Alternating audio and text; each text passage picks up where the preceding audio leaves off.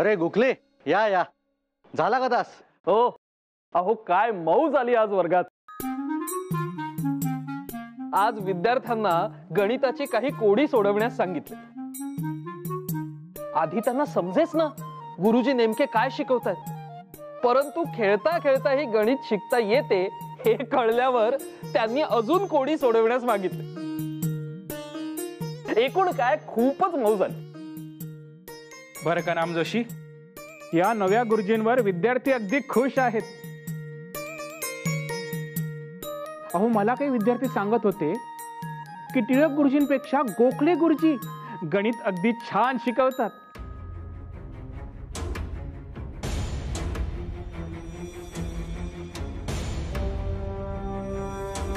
अहो टिळक गुरुजी जेव्हा गणित शिकवतात तेव्हा एक प्रकारचे धास्तीचे वातावरण असते, मात्र गोखले गुरुजींच्या तासाला तेच गणित हसत खेळत अगदी सहज शिकता येते.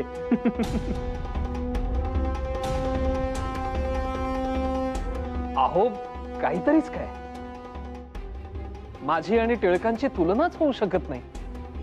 मुळात आमची तुलना अस्थानी आहे, ते फार ज्येष्ठ आहेत. मला कोणाची तुलना चालली आहे?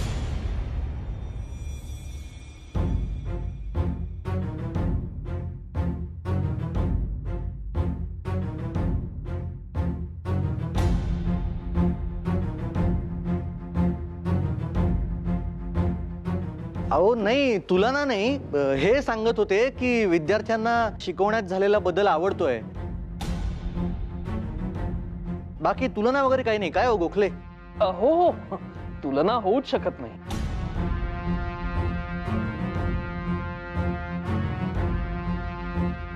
कसं आहे, मी शिकवलेलं माझ्या विद्यार्थ्यांना समजतं, रुजतं, तेवढंच काय ते महत्वाचं.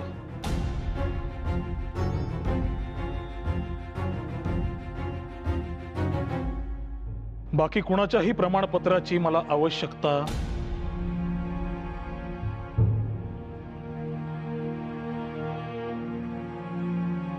नाही.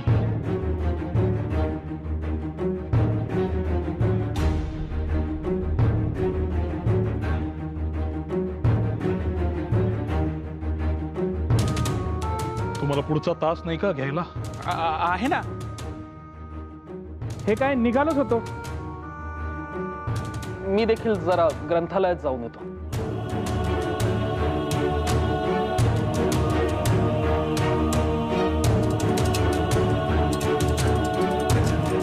बरं का गुरुजी, टिळकांची गणित शिकवण्याची पद्धत काही औरच आहे. फळा आणि खडूचा उपयोग न करता ते मुलांना गणिती तोंडी सोडवून दाखवतात. तर ही अजब तऱ्हा गणित विषय आवडत असलेल्या मोजक्या हुशार विद्यार्थ्यांना आवडते, पण तो विषय कच्चा असलेल्या आणि परीक्षेत अनुत्तीर्ण झालेल्या विद्यार्थ्यांना त्याचा फटका बसू शकतो ना. खरे आहे. अहो मुळात गणित हा तोंडी शिकवण्याचा विषयच नव्हे. ते काही लिटरेचर आहे का असे घडाघडा वाचून शिकवायला? पण मी काय म्हणतो, हे त्यांना कोणी सांगत का नाही? अहो कोण सांगणार? तोफेच्या तोंडी जाईल कोण? आता बघितले नाही, त्यांच्या समोर बोलण्याची हिम्मत कोणाचीच नाही. अपवाद आगरकर. एकटे आगरकर टिळकांच्या तोंडावर सडेतोडपणे काही बोलू शकतात. बाकी कोणाशीच ते काही ऐकत नाहीत.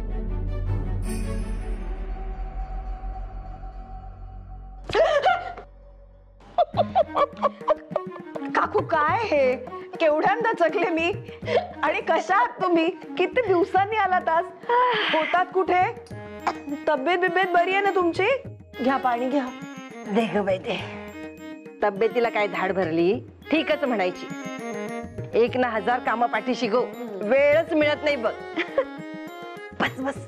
तुला पाटवड्या आवडतात ना? हो, आज पाटवड्या केल्या होत्या. अगं बाई खरंच काय? अगो तुझी आठवण झाली आणि बाजूला काढून ठेवल्या. वाण सामानाची यादी दुकानात दिली आणि सरळ इकडे निघून आली. तरी ताईंना सकाळपासून उचक्या लागतात, ते थांबायचं नाव नाही. हे कारण होतं तर आम्ही आपला विचार करतोय कशामुळे एवढ्या उचक्या लागतायत बुवा. आत्ता कळलं खरं कारण काय. थट्टा पुरे झाली हो. आणि तिच्या एकटीसाठी नाही आणल्या, तुझ्यासाठी पण आणल्या. तुझंही नाव तोंडी होतं हो. तुला नाही लागल्या उचक्या? काय मग काकू, आज काय विशेष वार्ता? अगं काय विशेष आणि कसली वार्ता? माझं आपलं चालूच आहे. आला दिवस ढकला. पण बाहेरच्या जगात मात्र खळबळ आहे हो. खळबळ? ती कसली? तुम्हाला तो रखमाबाई राऊतांचा खटला आठवतो? तो खटला कोण बाई विसरेल? जगा वेगळंच काहीतरी. नाहीतर काय, बाई माणसानं असं कोर्टात 4 चौघांसमोर उभं राहून मी आपल्या नवऱ्यासोबत नांदायला जायचे नाही म्हणून सांगणं केवढं मोठं धाडस. अगं त्या खटल्यात म्हणे मुंबईच्या मोठ्या कोर्टाने रखमाबाईला दादाजींच्या म्हणजे त्यांच्या नवऱ्याच्या घरी नांदायला जायचा हुकूम दिला.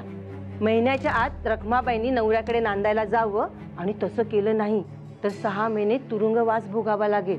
आणि तसंच मूळ दाव्यासाठी दादाजींना करावा लागलेला खर्च रखमाबाईंनाच भरून द्यावा लागेल असा निकाल लागलेला आहे. जळलं मेलं ते मुंबईचं कोर्ट. दुष्ट आहे अगदी. यांना सुद्धा नव्हे का त्यांनीच 4 महिन्यांची कैद सुनावली होती. तुम्हा दोघींना आपापल्या नवऱ्याचा कैवार, पण त्या रखमाबाईचं तसं नाही हो. कोर्टाने सांगूनही रखमाबाई आपल्या नवऱ्याकडे जायला तयार नाही. अगदी कैद झाली तरी चालेल पण नवऱ्याकडे नांदायला जाणार नाही असं सांगितलं तिने. काय तरी बाई. पण काकू, त्यांना कोणी त्यांच्या घरचे नातेवाईक सासू सासरे असे समजावत नसतील का हो? त्यांचं माहिती नाही पण तुम्हा दोघींनाच त्यांना समजवायला पाठवायला पाहिजे होतं. म्हणजे हे खटलं झालंच नसतं. अहो पण काकू, एवढ्या शिकल्या सवरलेल्या बाईला हा असा निरक्षर कामधंदा नसलेला बापजाद्याच्या जीवावर गुजराण करणारा नवरा कसा काय खपावा? आणि ह्या अशा न आवडत्या नवऱ्याबरोबर तिने आपलं आयुष्य का काढावं बरं?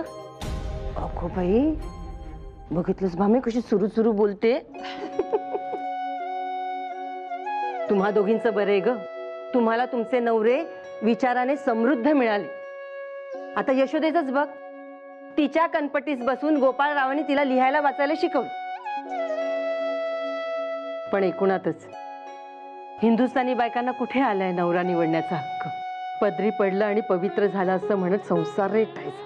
मग तो पदर आलवणाचा असला तरी.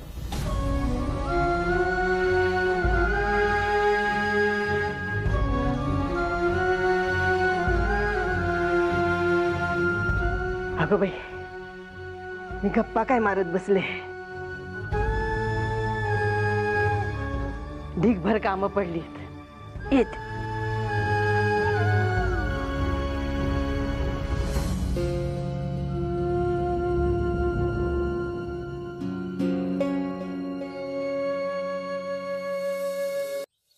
हे कळवण्यास आम्हा संतोष होतो की रखमाबाई विरुद्ध दादाजी या खटल्यामध्ये मुंबई उच्च न्यायालयानं दादाजींच्या बाजूने निकाल देत रखमाबाईंना सासर घरी नांदायला जाण्याचे आदेश दिलेले आहेत. हा संतोष कित्येक तापट सुधारकांना खपणार नाही हे उघड आहे. रखमाबाई आणि दादाजी यांच्या खटल्यानंतर कित्येकांनी रखमाबाईंना डॉक्टर आनंदी जोशी यांच्या पदवीला नेऊन बसवले होते. त्यांचा आम्ही कडकडीत धिक्कार करतो.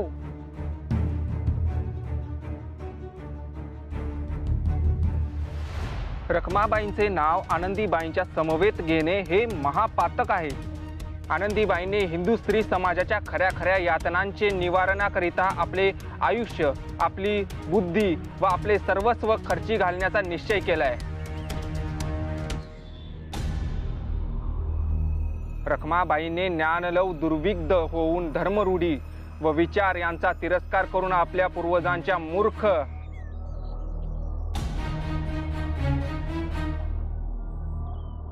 चालीरीतीतून मोकळे होण्याचा हट्ट धरलाय.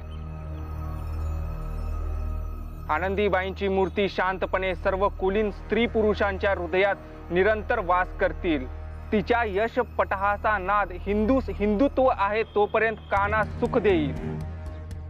रखमाबाईची टिमकी मात्र मुंबापुरस्त व इतरत्र सुधारकांनी कितीही आवेशाने बडवली तरी या खटल्याचा एकदा निकाल लागल्यावर लवकरच फुटून जाईल. हे अशा पद्धतीने एखाद्या संसारी स्त्रीने काडीमोड घेणे म्हणजे धर्मबाह्य आहे. उद्या सगळ्या शिकलेल्या स्त्रिया याचे अनुकरण करू लागल्यास कसे व्हायचे? पण यात चूक काय? इंग्रजांनी या देशात अनेक सुधारणा आणल्या. आपले जीवन आधुनिक करण्यात त्यांचा मोठा हातभार आहे. नाहीतर अजूनही आपण त्या जुन्या रानटी प्रथांमध्ये अडकून बसलो असतो. इंग्रज आले म्हणून सुधारणांची कवाडे थोडी तरी उघडली. पण सुधारणांच्या नावाखाली वाटेल ते अनाचार करायचे का? हे सारे स्त्रियांनी शिक्षण घ्यायला सुरुवात केल्याने झाले आहे. मुळात बाईचा जन्मच प्रजननाच्या उद्देशानेच झालाय. तिने आपली चूल मूल सांभाळावी. मला सांगा, स्त्री का आजच शिकतेय का? गार्गे मैत्री या विदुषी नव्हत्या का? आजच काय असे आबाळ कोसळले? ही भूमी जशी मैत्री आणि गार्गेची आहे तशीच सत्यवनाच्या सावित्रीचीही आहे.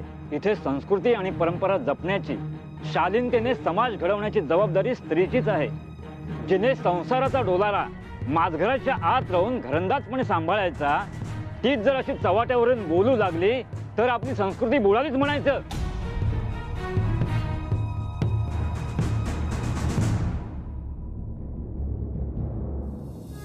आता मी महादेवराव रानडे यांना विनंती करतो की त्यांनी विवाहविषयक कायद्याच्या अनुषंगाने सध्या जी काही चर्चा सुरू आहे त्याबद्दल त्यांनी आपले विचार व्यक्त करावेत.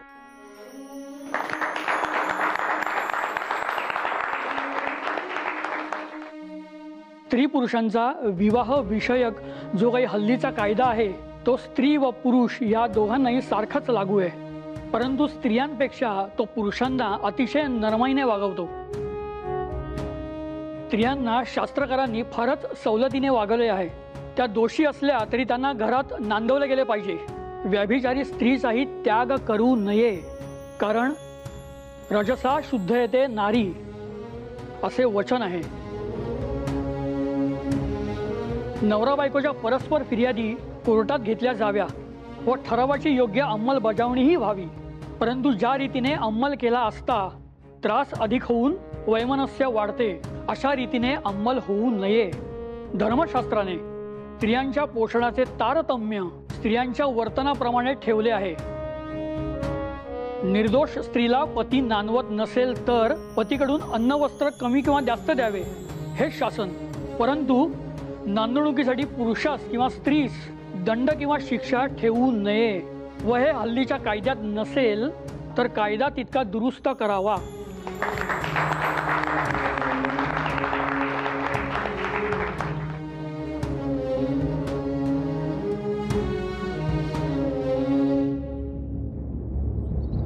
बघूया तर रानडेंच्या सभेनंतर केसरीकर काय म्हणतात यावर. हा, तभावान प्रवेष्टव्यम वक्तव्यम वा समंजसम. मनूच्या अवतरणानेच लेखाची सुरुवात झाली आहे. म्हणजे पुढे कडक शब्दात काहीतरी सुनावले असणार आहे. भारतीय युद्धात ज्याप्रमाणे शिखंडीस पुढे करून वृद्ध पितामहास जिंकण्याचा पांडवांनी प्रयत्न केला होता, त्याचप्रमाणे काही अंशी पुरातन आर्य धर्मास खच्ची करण्याच्या इराद्याने हिंदू शास्त्रकारांची स्त्रियांवर सदैव दृष्टी आहे असे मनात आणून रखमाबाईस पुढे करून तिच्या आडून आमच्या पुरातन धर्मावर गोळ्या झाडण्याचे साहस सुधारकांनी मांडले होते.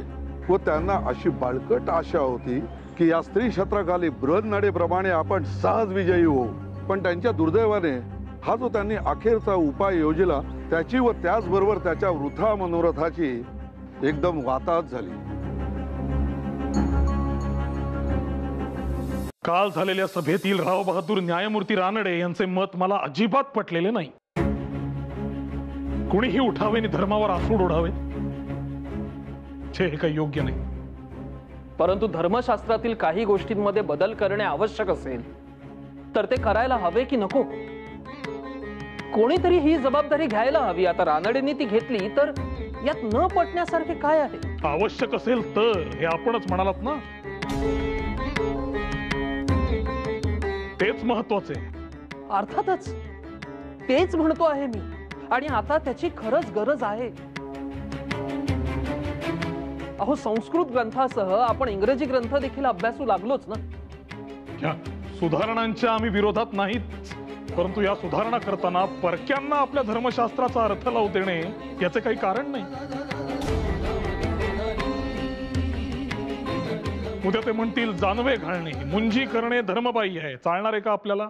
छे अहो हे कसं शक्य आहे?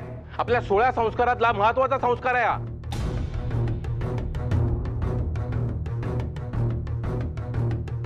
वेदवाक्यातून आगगाडी किंवा तारायंत्र काढण्याचा प्रयत्न हा जितका असमंजस आहे, तितकाच स्मृती ग्रंथातून स्त्री स्वातंत्र्यपर वचने काढण्याचा होय. आणि मुळात राव बहादूर रानडेंना धर्मशास्त्राच्या भानगडीत पडण्याची आवश्यकताच नव्हती. आजकाल कोणतीही सुधारणा करताना ती खरोखर आवश्यक, संयुक्तिक आणि सुकर आहे का, हा विचार लक्षात घेणं आवश्यक आहे. आणि असा विचार करायला आमची काहीही ना नाही. हो ना, मग हा विरोध तरी कशासाठी? गोखले, अहो हा विरोध होणं गरजेचंच आहे. काय हो आपटे, बरोबर आहे का नाही? अगदी बरोबर आहे. विरोध व्हायलाच हवा. आणि या अशा भाषणांमुळे जनसामान्यांमध्ये गोंधळ उडतो, हे लक्षात घ्या. आणि आपल्या धर्म कार्यांबद्दल लोकांच्या मनात संभ्रम निर्माण करणे कधीही श्रेयस्कर नाही. उद्या जर सामान्यांच्या मनात अशी भावना निर्माण झाली की हे परकीय सत्ताधारी हे आपली परंपरा मोडून आपल्यासाठी अधिक उत्तम, अधिक चांगलं काहीतरी करतायत, तर या सामान्यांच्या मनात या परकीयांबद्दल आपुलकी निर्माण होईल, जे अधिक घातक आहे. अगदी योग्य. अहो असे कसे बुवा? आपल्यासाठी काय उत्तम आहे हे लोकांना कळत असेलच की. नाही नाही नाही गोखले, ब्रिटिश काय पेच निर्माण करू पाहतायत तो लक्षात घ्या. आपण ज्यांच्यावर राज्य करतोय ते जुनाट, रानटी, अशिक्षित आहे. आणि अशा मंडळींचा उद्धार करायचा असेल तर तो जेत्यांच्या हस्तेच होऊ शकतो, असा समज निर्माण करणं ही या राज्यकर्त्यांची रीतच असते.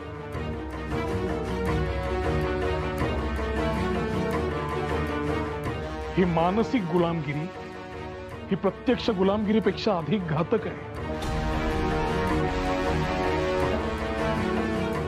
या गोष्टीला आपण टेकू देत नाही ना, हे आपल्याला पाहावे लागेल.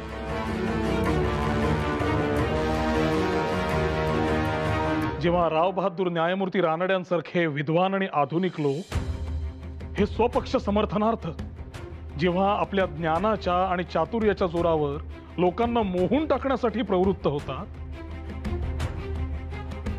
तेव्हा आम्हालाही आमच्या वाचकांच्या डोळ्यात अंजन घालावे लागते. अंजन घालताना सुधारणांची गती कमी होणार नाही हे पाहावयास नको का? आणि केसरी मधून हे ढळढळीतपणे असे काही छापून येऊ लागले तर सुधारणा होणार कशी? केसरी हा सर्वांचा आहे. अगदी पेठांमधल्या ब्राह्मणांपासून ते तेल्या तांबोळ्यांपर्यंत सगळ्यांचा. आपल्याला संपूर्ण समाजाला एकत्र घेऊनच चालावे लागेल.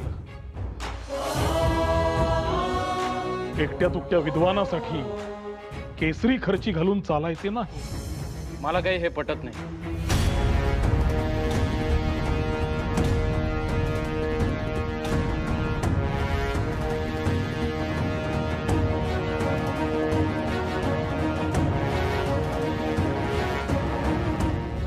जे हीन आहे ते आहेच. मग ते कोणाच्याही करणीने का असे ना दूर झाल्याशी मतलब. आणि मला असं वाटतं आपण एकदा स्वतःलाही आरशात पाहावं. शिवाय राव बहादुरांची बाजू केसरीतून मांडायलाच हवी. मला हे पटत नाही. राव बहादूर रानडेंची बाजू तुम्हाला केसरीमधून घेता येणार नाही.